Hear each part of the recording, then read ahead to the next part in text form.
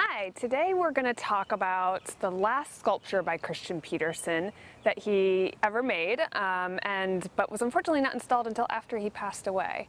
And so this is the last sculpture that he created in his studio at Iowa State University, starting in about 1947. And as you can see, this is just one part of a whole kind of installation. So there's 3 sculptures here. And this was planned to be part of a much larger, I think a 4-piece installation. And it's called Conversations, that's its title. It's also called the Oak-Elm Group because we are in front of the Oak-Elm Residence Hall, which is right behind the camera, so you can't quite see it at the moment. And so it's placed right in front of that residence hall and welcomes people as they're walking up to the hall. So this was started in 1947 as an idea to create an installation at the entrance, the east end of campus. So kind of around the Lincoln Way, Beach Avenue area. And so the thought was to have this major installation that welcomed people to Iowa State and to the campus. And unfortunately, this didn't happen. So he started in 1947, and this was probably his most complex and most large scale of installations and sculptures he would create during his entire time at Iowa State. As you can see, the figures are pretty over life size as they kind of tower over me in height and bulk. And so he started working on that. He finished this grouping by 1952, but by that point the university had already grown and expanded, and there had been a dormitory built, and things just weren't the same, and the highway had been, and Lincoln Highway had been widened, and so there wasn't a place for his whole installation anymore and the original location.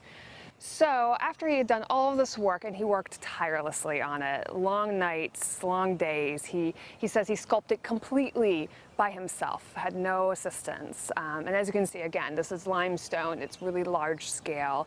It took a lot of probably effort and time to design and both sculpt it. And so after that, it kind of languished in his studio for a really long time. He retired in 1955, where it still remained in his studio. And there were several articles in the Des Moines Register, and students, and everyone knew it was there, but it wasn't getting put anywhere. And so there was some articles in the Des Moines Register in 1959-ish where he said, he really wishes it could be put somewhere, obviously not where it was originally intended to be. And in 1961, unfortunately, he passes away, and it still hasn't been installed. But that kind of spurs students and faculty on, and Iowa State University staff to really find a home for it. And the students specifically start raising money to put it in place. And I think the fund needed to be about $6,000 to install it, which doesn't seem like much, but 1961 it probably was a little more than you imagine. And so they finally all worked together, and I believe Petersen had picked a spot before he passed away where he wanted it to be, and it ended up being installed here in front of Oak-Elm. So I want to talk a little bit about the sculpture itself and the different areas that are sculpted within it. As you can see, it's 3 distinct parts along a low wall. And so it's all carved out of limestone, Bedford limestone. There's a cement cap on the wall, a concrete cap, and then brick. And so the far group, you see 3 girls, and all the women in this sculpture all have cardigans and short skirts on, which was quite in vogue 1940s, late 1940s, early 1940s. But by the time it's installed, it's very different, right? So they look a little outdated by the time it's installed, but they're still pretty simplified when you think about it, so it's not really showing too much. So the 3 women on the end are all focused on one element, and that is the book that is in the lap of the central figure. And so these 3 girls are studying, right? But it's pretty obvious that they know each other, that they're either friends, that they're classmates, that they've studied together. There's no kind of hesitation. They're all leaned in. They're all focused. No one's really kind of standing off or standing far apart. They're all together. And so you see that intimacy that he's really able to create just by how they're positioned. And so the standing figure is a very complex position because she is kind of leaned back and twisting to look at the central figure who's sitting with a lap in her book. And then the third figure is very relaxed. So the central figure has a little bit, she's trying to kind of pose herself on the wall, whereas the third figure is laying kind of in repose and relaxation with her head in her hand as she looks at the book. So again, you're getting all three kind of moments of repose, concentration, all in one. So again, this complexity of these different poses that you would see as a group of girls or a group of people studied or worked together in this kind of very comfortable, intimate scene. And then you move along the wall, and it's not quite, it's a little further than halfway, about 2/3 down the wall, we have this central group. And the central group, who look very large right now because I'm standing right in front of them, are a man and woman. So this is the only man in the entire group, and he is shirtless for some reason. And so from behind, right now we're looking on the back side. We're viewing him from the back side. But if you are walking up to the building, you would only see them from behind. And from behind you see him bending over. He seems to be concentrated on something, but you're maybe a bit unsure what he's looking at. And the girl is obviously leaning into him in again, a very intimate way. They know each other. They're probably a couple. They're very close. And it's fun to think about Library Boy and Girl, done several years earlier during World War II. It's finished in 1944. And that couple is flirting, right? They are not touching, they're far apart, they're very kind of unsure of themselves, a little kind of sneakily glancing at each other. At least the boy is very unsure. Here the boy is not unsure, he's doing his thing, and she's kind of leaning into him. And again, her position is incredibly complex too, right? She's leaning, she's got her books that she's putting her weight on the other side, and kind of leaned into him and tilted into him so that she can look over his shoulder. And so when you come around the wall is when you're able to see their faces and to actually see that what they're looking at, and the concentration, right? He looks really, he's got almost pursed lips as he's really focused in on this book.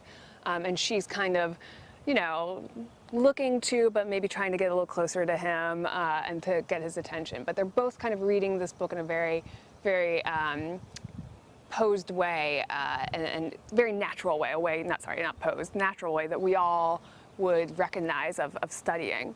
And so there's also some kind of references or ideas to World War II, and Christian Petersen worked on campus over the war and had great sympathy and felt the deaths of so many students that died during World War II really hard. It was really hard on him.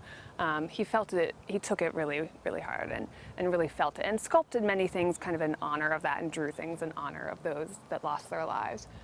So there is kind of some ideas, this a returning GI, right, who's got his GI Bill, who's really working hard because he's got this ability, this chance to get an education. That's probably just interpreting it a little bit far, but it's interesting to think during the time period what Petersen might have been honoring or thinking when he sculpted this couple. And then on the far end we have a young woman, again just one woman now, so we've gone from 3 to 2 to 1. Showing all different kind of groupings and types of life we're studying on campus. And she is posed sitting on the end with her knees tucked up around her and her arms around her knees, looking out into something, right? And she has a little bit longer hair than the rest of the girls in a ponytail, a little bit different. And again, all the other groupings are looking, they're focused, they're looking at books, they're studying, they're reading, they're looking at each other. She is not. She's looking out into the future, maybe, or contemplating where she is and what's going on. I think every college student has that moment where they're trying to understand, what will my life look like? What is this moment going to mean to me later in life? What is college, and how will it help me get where I want, or how will it inform who I become later in life? College is a time to grow, to question, to think about your life, to think about who you want to be and who you are.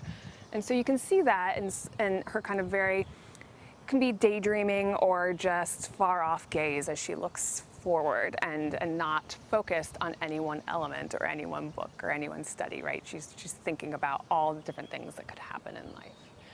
And so altogether, you get this kind of sense of just the everyday in college life. It's not a particularly, grand sculpture about the great things that will happen to you. It's about what happens every day. And for many people, that's really approachable and understandable, right? You see these sculptures and you understand what's going on, and you believe, you can see yourself in them. And when you're able to see yourself in art, it really helps to appreciate and understand and care for the art that you see, because you can place yourself in that moment and see and understand how it's happening. And so, again, unfortunately, he never got to see this in situ, but now it remains where it was first put in the 1960s, early 1960s, and to this day remains here in front of this dorm where students walk by all the time and can, again, see themselves, maybe wearing different clothes, but see themselves in the same way of studying, of being with friends, of being with a boyfriend or a girlfriend, of being alone, and all those same different aspects of daily life in college.